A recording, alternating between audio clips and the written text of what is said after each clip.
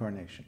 The Varaha or boar incarnation occurred many millions or even billions of years ago at the beginning of the universe. In the beginning of the universe, there was a great demon called Hiraṅyakṣa. And Hiraṅyakṣa threw the earth down into the Garbhodaka ocean at the bottom of the universe. I guess he was having a bad day too. Anyway, he did this just because that's the kind of things that demons do, you know, they like to mess things up. So the demigods didn't know what to do. Hiraṅyakṣa was very powerful and they couldn't stop him. So they had to call on Lord Vishnu for help. So Lord Vishnu appeared in the form of a boar. He appeared out of Lord Brahma's left nostril as a tiny insect. And then this insect gradually increased and increased in size until it was this enormous boar. And why a boar? Because if you know anything about wild boars or wild pigs, they like to root around in the mud and find, you know, stuff to eat that way. So Lord Boar went down, jumped into the Garbhodaka ocean, and then picked up the earth from the mud at the bottom of the Garbhodaka and put the earth back in her regular position in the universe. Then he had to fight with Hiraṅyakṣa because Hiraṅyakṣa didn't like him to do this. And of course he killed Hiraṅyakṣa after a long battle taking millions of years of earth time, but just a few moments in the time of the heavenly kingdoms, heavenly planets, and the planets of the sages and so on. So this battle raged on for a long time, and there was times when Hiraṅyakṣa appeared to be winning, and then there were times when Lord Boar was winning, and the demigods were cheering him on. Come on, Lord Boar, you know, sock it to him. And so finally Lord Boar, with his club, he smashed Hiraṅyakṣa, you know, wham, home run, right out of his body. So Hiraṅyakṣa was killed, and this was the beginning of the enmity between the families of the demons and the demigods. I mean, they were already at odds and they were fighting one another, but this was really the beginning of the conflict. And Hiraṅyakṣa's brother was none other than Hiraṅyakṣipu. Yes, another famous demon who attracted, actually, the incarnation of Vishnu as Nrsimhadev. So today we celebrate the incarnation. Lord Boar, Varahadeva, is considered the first incarnation of Vishnu, or the first pastime incarnation. The Purusha incarnations are, students? No. Garbhodaka Vishnu, Kshirodakshai Vishnu, and Karanadakshai Vishnu. Karana, in the causal ocean, or Mahavishnu, right? And then the pastime incarnations begin with Varaha. Vamana comes much later in another Manu. So all these incarnations appear at specific times in the universe, and Lord Brahma knows exactly when they're going to appear. Because Krishna actually appears to Lord Brahma in the beginning of the universe, and he advises him. He tells him about all his incarnations and when they're going to appear. So Lord Brahma knows the schedule, and he also knows what their activities will be, what their pastimes will be. So there are the Purusha incarnations, there are the pastime incarnations, and then there are the Yuga avatars, right? Krishna says, Yada yada hi dharmasya glanir bhavati bharata. I appear in every yuga. Yuge. Every yuga, I appear to give religious principles for the benefit of all living entities. So the Lord appears in every yuga as not as a past. Sometimes they're combined, like in Krishna and Lord Chaitanya's case.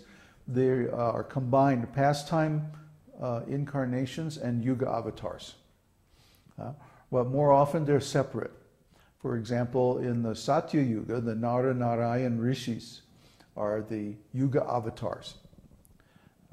But the pastime incarnations are different. So then we have all these incarnations, like thousands and thousands and millions of incarnations, expansions, and forms of the Lord appearing in this material world. Why? Not to maintain the universe. The demigods already do that. Vishnu creates the universe. The demigods like Lord Brahma, they manage all the universal affairs. He delegates all that authority to the demigods. But then he appears just to save the living entities from material existence. That's his special role. So the Lord is so merciful. He's so kind that when everything else fails, he's there to save us. So that's the role of the Lord in the material universe and actually in the life of every living entity. And we should understand that we have no better friend than the Lord.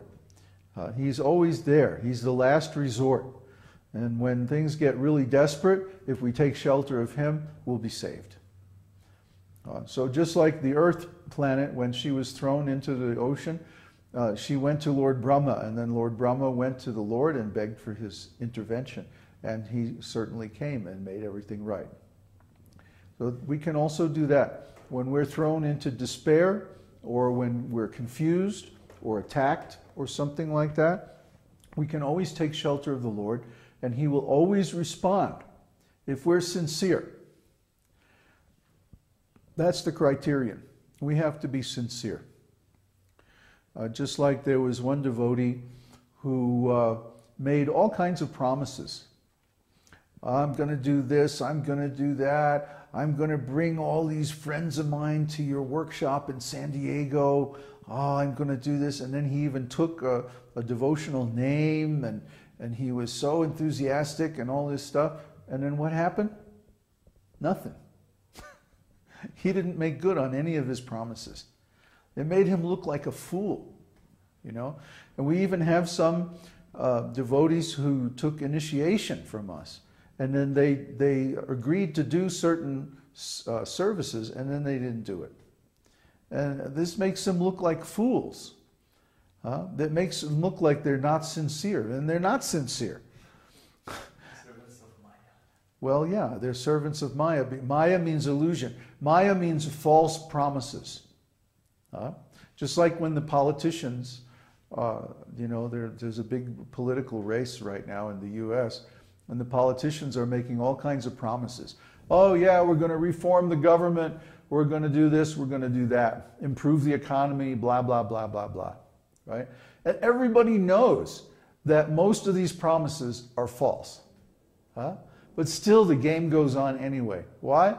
Because this material world is a world of false promises. Promise her anything, but give her arpege. Remember that commercial? Maybe it was only in the U.S.